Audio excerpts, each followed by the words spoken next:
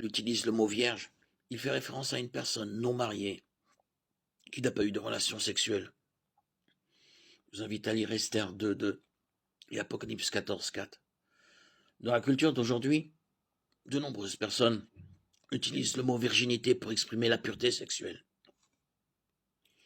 Cependant, beaucoup d'autres utilisent une définition technique pour trouver des failles dans les normes morales, limitant le mot à signifier seulement la condition de ne jamais être allé jusqu'au bout.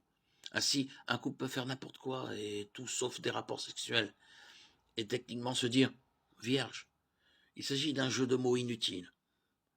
Il y a 3 raisons sérieuses de réserver les relations sexuelles au mariage. Premièrement, en tant que croyants, nous devons obéir à ce que Dieu nous dit de faire.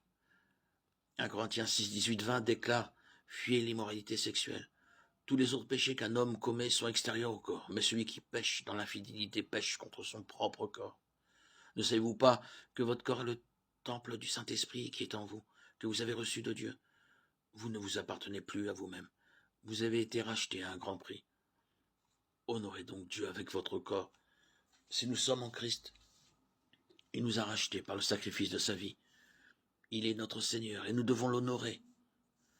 La deuxième raison est que nous devons mener nos batailles spirituelles en portant la cuirasse de la justice. Éphésiens 6.14.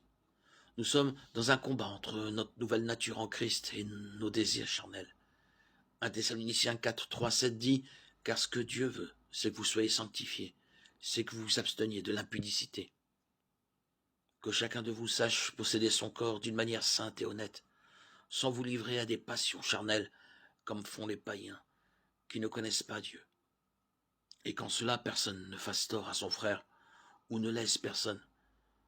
Le Seigneur punira tous ceux qui commettent de tels péchés comme nous vous l'avons dit et nous vous en avons déjà averti, car Dieu ne nous a pas appelés à l'impureté, mais à la sainteté.